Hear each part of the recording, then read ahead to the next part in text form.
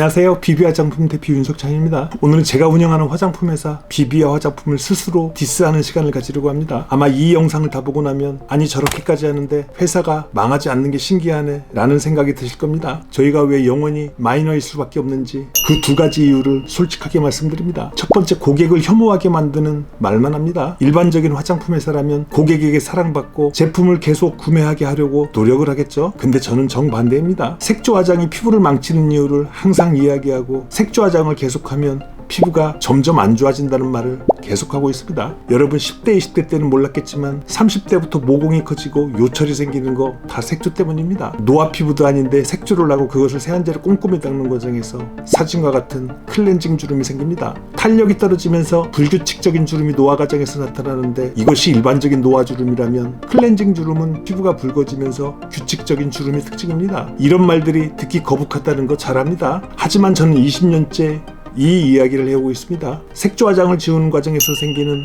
마찰과 자극이 기미와 색소 침착의 원인이 된다는 이야기를 하고요. 평생 먹는 립스틱의 양이 4kg이나 된다는 사실을 여러분께 말합니다. 인공색소와 본드가 섞인 립스틱이 얼마나 피부에 안 좋은지, 그리고 먹어서는 안 되는지 전 기회 있을 때마다 이야기합니다. 이것들은 단순히 화장품을 비판하는 것을 넘어서 색조를 사랑하고 즐기는 한 개인의 정체성을 부정하는 것처럼 느껴질 수 있습니다. 그래서 비비아 화장품을 좋아하고 저를 따르던 분들조차 저를 안티하거나 혐오하게 되는 상황이 벌어지면서 비비아 화장품 성장에 한계가 있다는 점 솔직히 말씀드립니다. 두 번째, 저는 화장품 쓰지 마세요 라고 외칩니다. 화장품 회사 대표가 화장품 쓰지 마세요 라고 말하면 다들 미쳤다고 합니다. 근데 저는 진짜 이렇게 말합니다. 집에 있는 식용유나 바셀린을 쓰라고 말하고요. 10대나 20대 피부는 피지 분비가 왕성해서 굳이 화장품을 쓸 필요가 없다고 말합니다. 토너와 아이크림 쓸 필요 없다고요. 선크림은 양산이나 모자로 차단하는 것이 좋다고 합니다. 또한 세안제는 피부 장벽을 무너뜨리니 물로만 세안하거나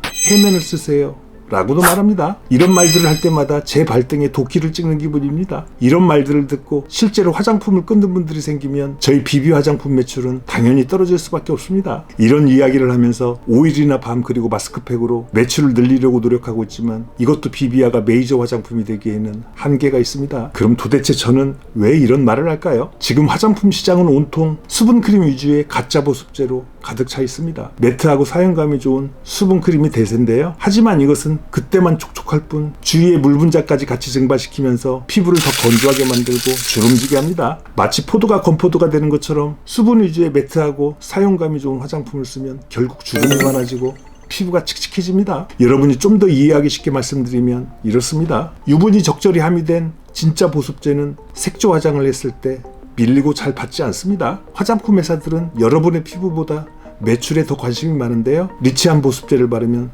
색조가 밀리게 됩니다. 이렇게 되면 색조 매출이 떨어지니까 밀리지 않는 가짜 보습제인 수분크림 위주로 제품만 파는 거고요. 이러면 30대 이후 주름이 많이 생기고 피부가 칙칙해집니다. 그래서 저는 화장품 대신 차라리 식용유가 낫다고 합니다. 그래서 저는 화장품에 돈 쓰지 말고 식용유를 쓰라 하고 있고요. 이러한 솔직함이 비비 화장품의 성장을 가로막는 결정적인 이유입니다. 저는 마케팅으로 소비자 돈을 강탈하는 기존 화장품 회사들과는 다른 길을 가고 있습니다. 술을 파는 회사는 술이 몸에 나쁘다는 걸 전제로 깔고 팔지만 화장품 회사들은 뷰티라는 모호한 개념과 연예인들을 내세워 사기를 치는 집단입니다. 한 사람이 평생 화장품으로 지출하는 돈이 몇천만 원이고요. 한 소녀는 거울에 비치는 자기 스스로를 보면서 자기 긍정을 하는 것이 아니라 평생 남이 나를 어떻게 볼 것인지만 걱정하면서 살게 됩니다. 이것을 악용해서 돈 버는 집단이 화장품 회사입니다. 화장품 회사가 아이를 세뇌시키는 과정은 이렇습니다. 연예인을 내세워서 저렇게 예뻐지려면 화장을 해야 한다고요? 남들은 화장을 다 하는데 너는 왜 안 해? 라고 하면서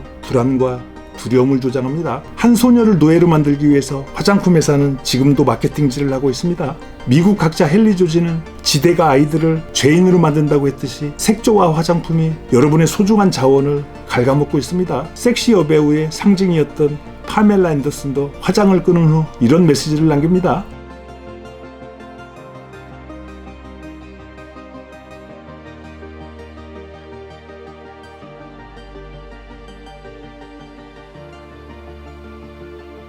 여러분 잠깐 파멜라 앤더슨의 화장한 모습과 요즘 화장을 안 한 모습을 비교해드리겠습니다.